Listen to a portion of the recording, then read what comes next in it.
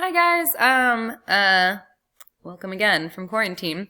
So, today we're going to be doing a couple of different things. So, first thing, you're going to be reading this article called The Awesome Stranger. So it deals with that chapter 4 thing with Jack and how he's painting his face.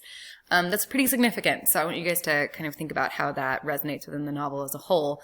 So this is just a short article that talks about basically how we've worn masks throughout history and that kind of thing and why we do it. So you'll see on these directions on the side, it asks you to highlight how masks have been used throughout the history to alter humans and strangers. So what are some different ways that we've used masks? You'll just highlight those things. And then you're going to answer these two questions right here, and you're going to answer them down here. All right.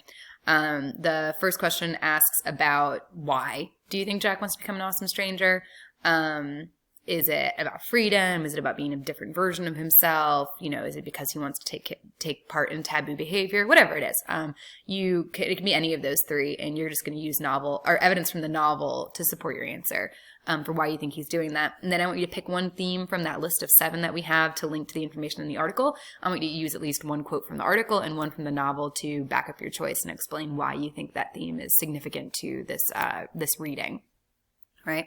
The last thing you're going to be working on is Common Lit. So I have posted a short story on here. Yes, it does say it's for 9th grade, but the short fiction actually works really nicely with what we're doing here.